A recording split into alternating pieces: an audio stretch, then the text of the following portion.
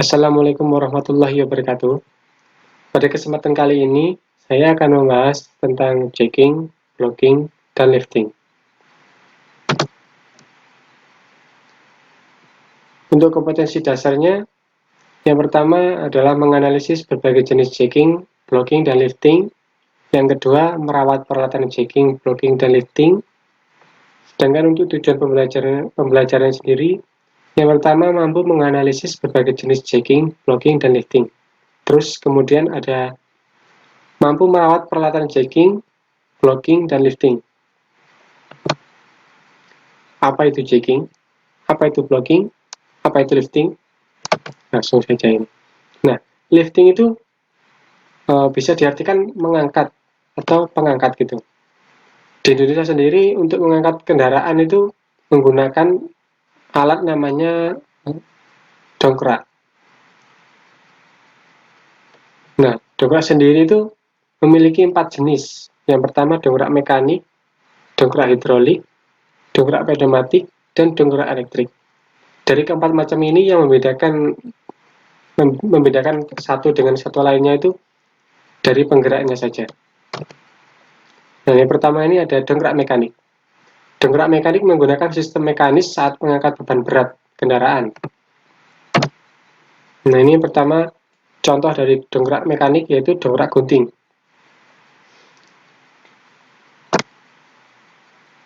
Dongkrak gunting ini menggunakan ulir dan digerakkan langsung oleh penggunanya. Ini ringkas, memerlukan tempat yang kecil, terus untuk penggunaannya memerlukan tenaga yang besar. Jadi untuk penggunaannya ini saat mau mengangkat kendaraan, posisikan dudukan ini di bawah titik angkat kendaraan. Terus kemudian tuas ini harus diputar searah jarum jam untuk mengangkat dudukan. Jadi saat penggunaan ini memerlukan tenaga karena mengangkat beban kendaraan yang berat itu. Terus contoh kedua dari dongkrak mekanik ini ada dongkrak kereta. Dongkrak kereta ini biasanya digunakan di kendaraan off-road karena kendaraan off-road kan memiliki bodi yang tinggi, antara tanah dengan bodi itu kan cukup tinggi jaraknya. Nah, dongkrak kereta ini juga memiliki keunggulan yang tadi itu, bisa mengangkat beban yang tinggi seperti itu. Karena ini bisa sampai mencapai di sini. Untuk kelebihannya dongkrak ini jarak angkat panjang, cocok digunakan di medan off-road. Sedangkan untuk kekurangannya sendiri itu memerlukan tenaga yang besar. Terus kemudian alatnya sendiri atau dongkraknya sendiri itu juga memiliki beban yang berat juga. Terus kemudian ada dongkrak hidrolik. Dongkrak hidrolik menggunakan fluida cairan oli sehingga tenaga kita yang kita keluarkan untuk mendongkrak cukup lebih kecil.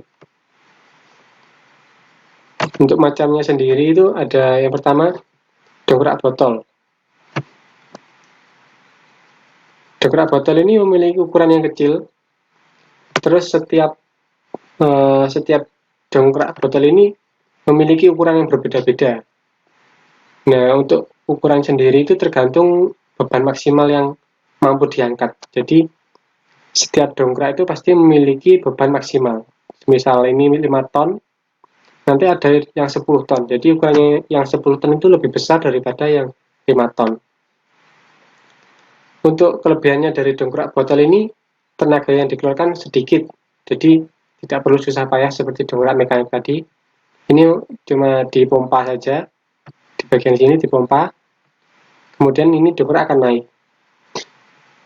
Dan untuk memompa ini cuma membutuhkan tenaga yang ringan, tidak seberat menggunakan dongkrak mekanik.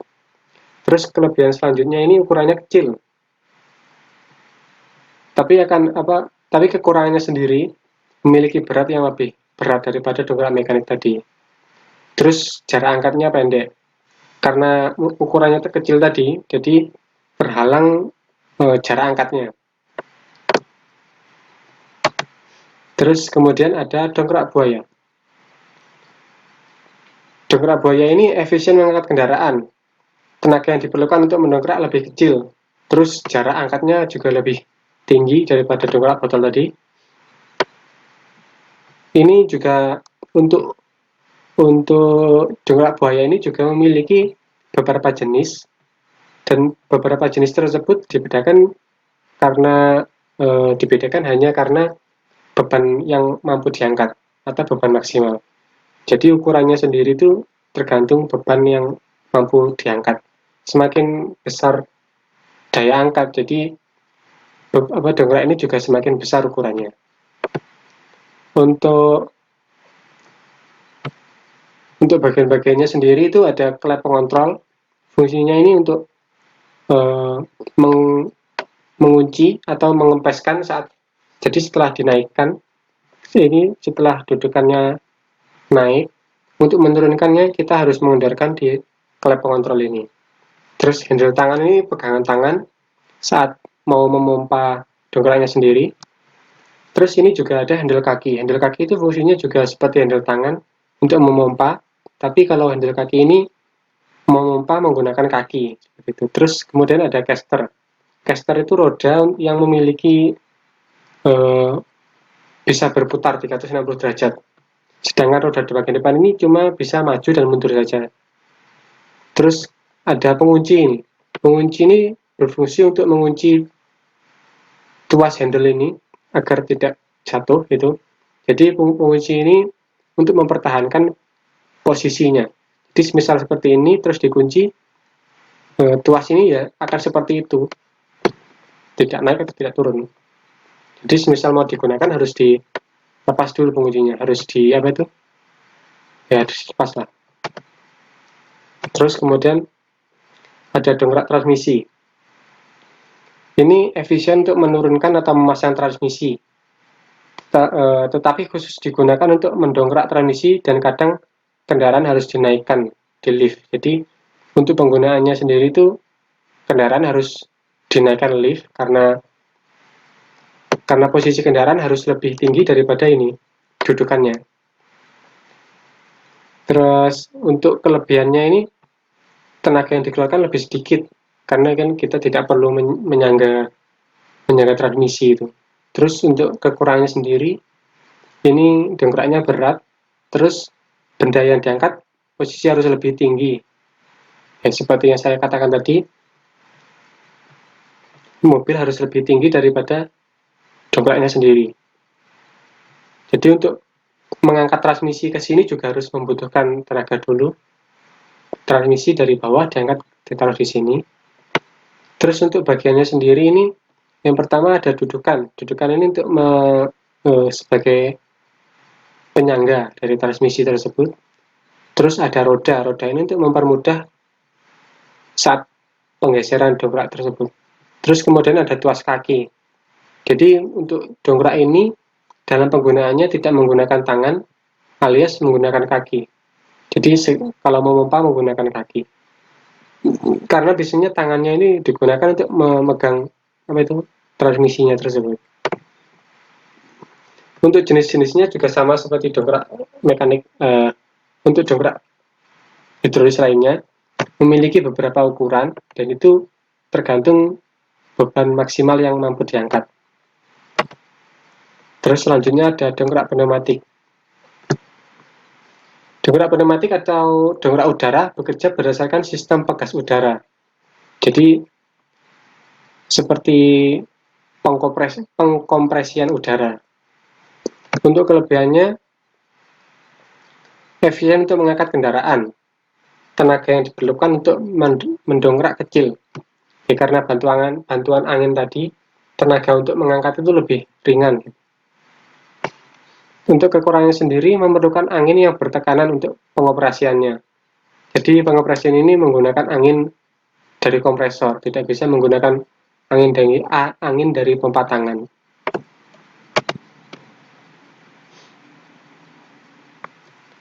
Dan untuk selanjutnya ada dongkrak elektrik. Dongkrak elektrik bekerja berdasarkan putaran motor listrik dan perpaduan dengan dongkrak gunting. Jadi maksudnya ini dongkrak ini bekerja karena motor listrik ini.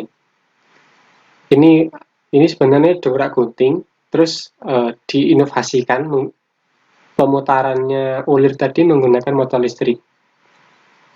Untuk kelebihan sendiri efisien untuk mengangkat kendaraan.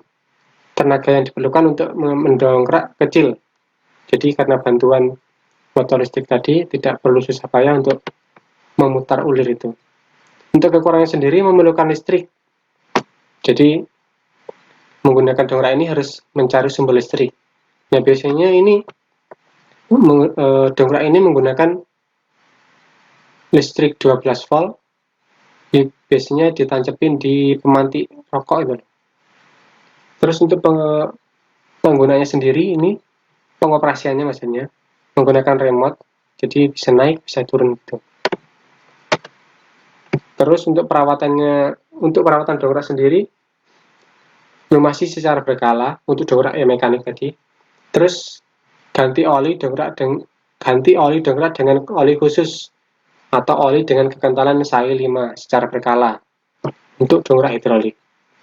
Terus periksa kebocoran seal atau periksa saat pengoperasian alat. Pastikan tidak ada kebocoran. Maksudnya itu saat kita menggunakan itu kita harus memastikan juga bahwa seal-nya itu bagus. Soalnya semisal seal-nya rusak, itu saat mengangkat kendaraan pas posisi sudah di atas, tiba-tiba bisa saja kendaraannya turun lagi terus bisa membuat anjlok lah seperti intinya. Ya kalau rodanya belum dicopot kan ya, semisal udah dicopot terus dongkraknya ambles itu kan juga berbahaya, bisa merusak kendaraan juga itu malah. Terus selalu perhatikan batas maksimal. Jadi setiap dongkrak itu pasti ada batas maksimal atau beban maksimal yang mampu diangkatnya gitu. Nah kita juga harus memperhatikan itu. Jadi semisal dongkrak mampu menahan cuma 5 ton, ya jangan digunakan melebihi 5 ton gitu. Terus selanjutnya ada jacking. Jacking ini fungsinya untuk menahan. Jadi ini sebagai pengaman untuk menyangga kendaraan setelah didongkrak. Jadi kendaraan setelah didongkrak itu agar kendaraan tidak turun itu menggunakan ini. Ya, seperti yang saya katakan tadi, dongkrak itu juga mempunyai batas maksimal. Jadi takutnya nanti pas dongkrak dibuat penyangga tiba-tiba turun itu kan berbahaya. Jadi untuk mengantisipasi itu menggunakan jacking. Terus selanjutnya ada blocking. Blocking itu untuk menahan roda. Jadi saat misal roda belakang didongkrak itu perlu di bagian depan roda, perlu bagian roda depan, terus bagian depannya itu diganjel. Terus kemudian ada saat berhenti di tanjakan. Itu kita juga perlu mengganjal roda di bagian belakang. Jadi agar kendaraan tidak turun atau mundur. Terus berhenti di turunan. Itu kan juga perlu di blocking di bagian roda depan, bagian depan. Agar kendaraan tidak meluncur. Terus selanjutnya gunakan blocking di bagian depan roda depan dan bagian belakang roda belakang saat kendaraan di lift. Nah ini saat menggunakan car lift itu biasanya harus dikasih blocking agar kendaraan tidak maju atau mundur. Nanti saya jelaskan di bagian pembahasan selanjutnya ini. Nah ini car lift. Car lift itu memiliki 3 macam. Yang pertama single post car lift, two post car lift, dan four post car lift.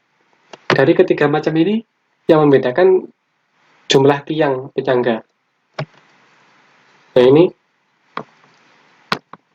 yang pertama ada single post car lift. Single post car lift ini memiliki memiliki tiang satu. Biasanya ini digunakan untuk pencucian mobil karena ini kan bisa dibuat beraktivitas di bawahnya. Maksudnya itu bisa dibuat berlalu lalang gitu.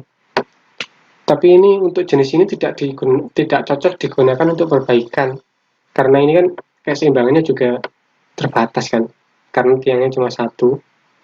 Selain itu untuk lengannya ini juga bisa diatur atau bisa dipanjangin atau bisa dipendekin. Untuk car lift jenis single post car lift ini memiliki kelebihan hemat tempat karena bentuknya lebih ringkas. Jadi karena tiangnya cuma satu, jadi tidak membutuhkan tempat yang banyak. Terus kemudian harganya lebih murah. Maksudnya lebih murah itu lebih murah daripada jenis yang lainnya.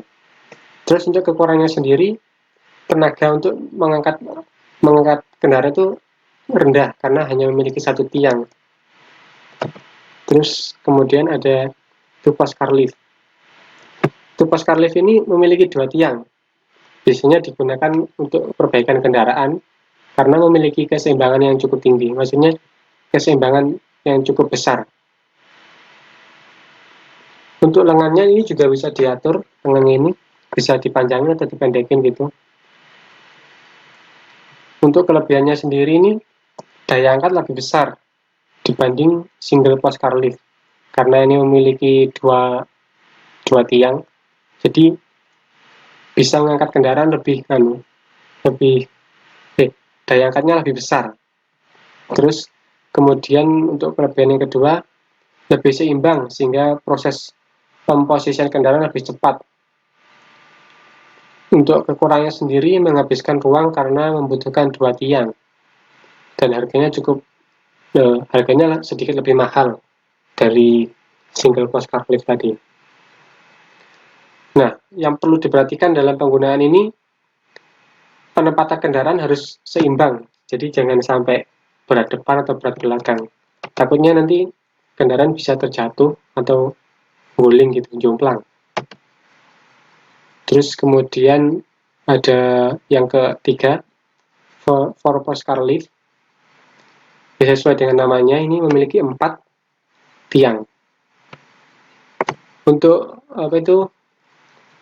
untuk jenis ini tidak cocok untuk digunakan perbaikan kendaraan karena ini kan ada banyak komponen, jadi tidak bisa berlalu-lalang di bagian bawahnya. Tetapi untuk jenis ini cocok digunakan untuk sporing dan balan karena memiliki keseimbangan yang cukup tinggi lah maksudnya. Untuk kelebihannya sendiri, tenaga yang dihasilkan lebih besar sehingga dapat digunakan untuk kendaraan ukuran besar. Terus keseimbangan dan keamanan yang sangat terjamin. Untuk kekurangannya sendiri, menghabiskan ruang atau tempat. Kemudian harganya yang mahal. Nah, yang perlu diperhatikan dalam penggunaan ini, kendaraan harus di-blocking di bagian depan dan di bagian belakang agar kendaraan tidak maju dan tidak mundur gitu. Terus kemudian ada ini termasuk jenis four post car lift. Untuk yang ini memiliki kelebihan keseimbangan yang baik, portable, dapat dipindah-pindahkan. Akan tetapi kekurangannya itu harganya lebih mahal karena ini kan bentuknya konstruksinya lebih rumit gitu. Nah, untuk perawatannya sendiri, perawatan car lift belum masih bagian mekanik secara berkala, yaitu tiang penyangga untuk penggerak hidrolik dan poros brulir pada penggerak mekanik. Jadi dari setiap car lift ini pasti ada bagian yang bergerak. Contohnya lengan tadi kan bisa dipanjangin, bisa dipendekin gitu. Itu juga perlu pelumas agar lancar gitu, tidak macet, tidak berkarat gitu. Terus untuk perawatan berikutnya, pemeriksaan terhadap jumlah fluida, apakah cukup atau kurang. Apabila kurang, maka tambahkan fluida. Jadi dalam penggunaan ini juga harus memperhatikan jumlah fluida. Jangan sampai fluidanya kurang tapi tetap digunakan, itu malah berbahaya. Bisa car lift tidak bisa naik karena kekurangan fluida tadi, atau bisa dikatakan masuk angin gitu. Terus yang ketiga ini menggunakan car lift. Yang ketiga ini menggunakan car lift sesuai dengan prosedur yang ada agar terhindar dari kerusakan. Jadi dalam penggunaan car lift ini harus sesuai dengan prosedur yang ada. Jadi jangan sampai asal-asalan gitu. Nanti malah bisa menimbulkan kerusakan atau malah lebih parahnya terjadi kecelakaan kerja seperti itu.